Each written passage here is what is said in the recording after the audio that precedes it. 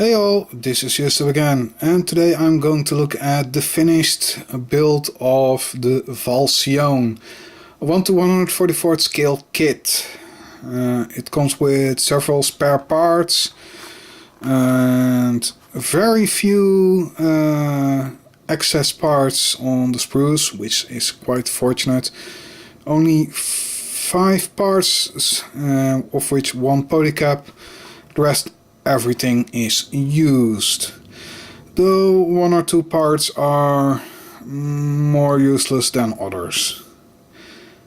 Alright, as you can see, I didn't apply her wings. I don't like them.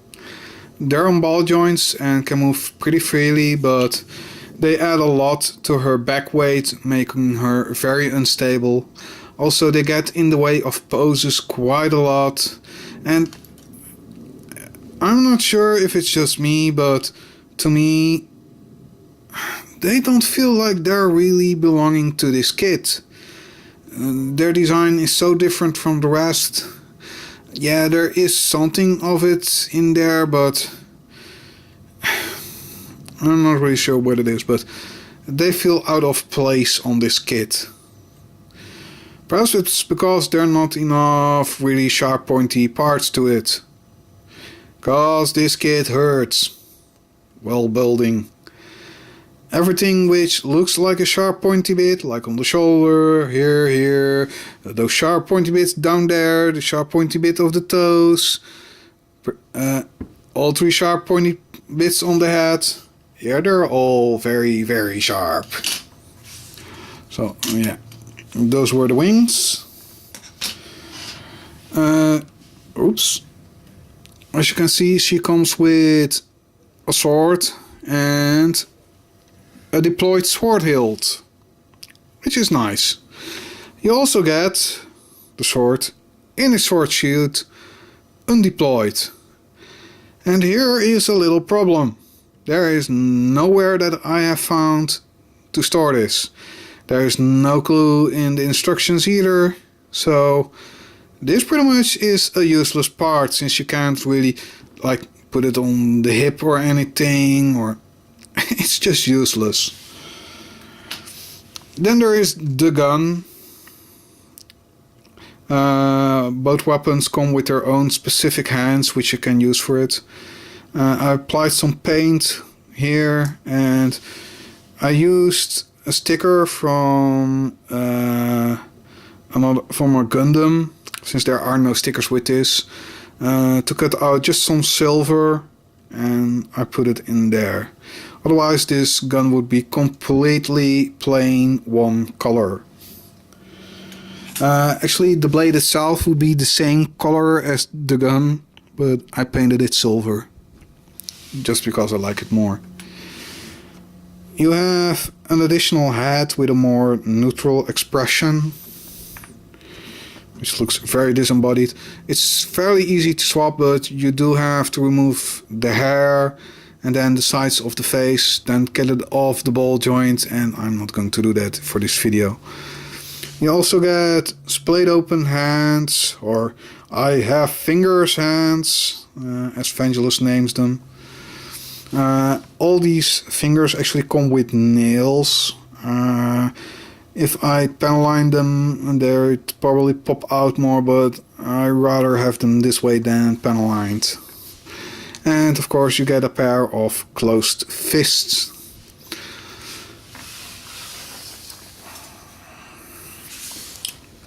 She is 1 to 144th scale. Let's compare her to something of 144th scale. Extra repair 2. Red frame ashtray black. And the Gundam Unicorn normal mode. Just for some size comparisons. Altogether, she's actually very tall for 1 to 144th scale. But then again, in the instructions she is measured at 25 meters tall. So yeah, the scale is actually quite accurate. Let's put these to the side. And for my Transformer fans, some comparisons with a pair of Primes, Revoltech and animated.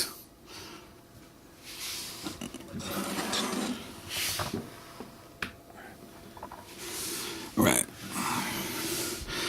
The wrists, as you could see, are on ball joints. And they easily swap out like this. Just remove them. Now here is an issue with the sword hand. As you can see, it barely holds on. It's very loose.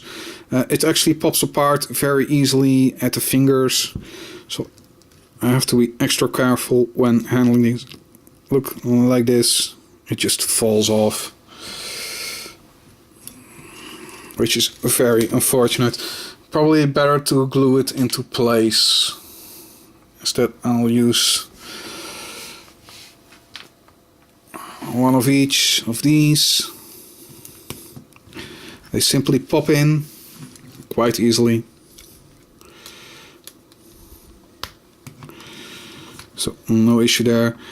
They are on ball joints, as I said, so rotate freely and move in and out, back and forth somewhat. This is not a case where you can press it in and pull it out for additional movement. It's just the way it is the way it is.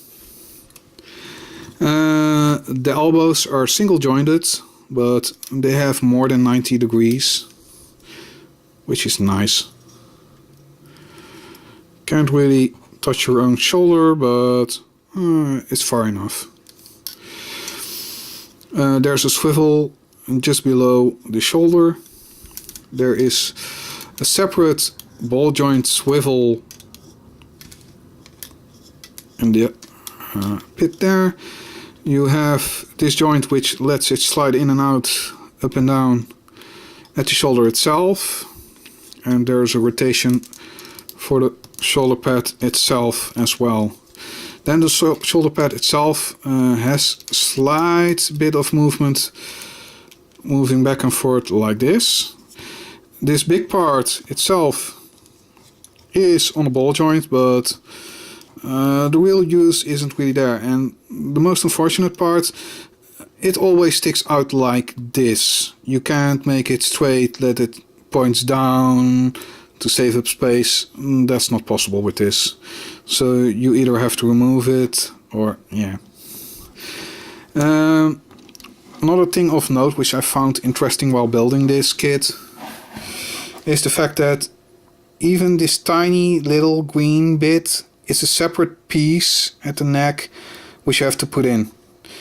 And it's so tiny. I actually showed it in my unboxing that it made me nervous. Well, putting this in really made me nervous. The head itself is on a ball joint, but due to the way this all is put together and her long hair, there isn't too much you can do with it. The hair itself actually has a tiny bit of movement in it. This thing is so you can actually move it in and out. Here you see a pair of holes which are for the wings. I'll just pop in one for a moment. Altogether they're not hard to get in and they move pretty freely, but I really dislike the way they look. There is not much panel lining and the majority of it is hidden under her hair. It's all in here and on the back of her legs. And those sharp pointy bits, they are very sharp. Really watch out for those. This kit is for ages 13 and up. Yeah, I can quite agree with it. You can really get hurt trying to make this kit. Right, let's go back. There is a ball joint in the waist, which allows for some movement, but it's not much. It's enough, but you can't really do a crunch or anything like that. And also, if you're not careful, panels like these will pop loose. I might actually glue them into place once I'm satisfied with the kit. The front skirts and the side skirts are on ball joints. So the side ones, they can't really do more than rotate, and that's unfortunate because it doesn't really allow her to spread out her legs, because, well, this is as far as it goes. So if you really want to spread out her spread out her legs, yeah, you'll have to point it backwards. The front ones move much more freely, luckily, can move either way you want them to go. Let's put it out of the way for the moment. The hip joint has a swivel here and pretty much acts like a ball joint at the hip itself. So be careful while moving it, it tends to pop steadily more loose and eventually springs free. There's actually a part on the inside here which covers up the hole in the ball joint here, which is quite nice. So it's always, you never really get to see the polycap inside, which is good. The knee itself is single jointed as well, and also can go a bit more than 90 degrees. The knee joint itself is pretty clean looking, which is very nice. Alright, and finally towards the ankles and the feet. There is a double ball joint in here, but due to the shape of the ankle there is little to no movement in it. She can go back and forth somewhat. If you pull it all the way this way, you can straighten it out somewhat, which also allows you to bend the toes, which have a separate swivel joint here to go back up and down, but also side to side somewhat, so you can actually flatten out the front parts but not the heel parts when you spread out her legs.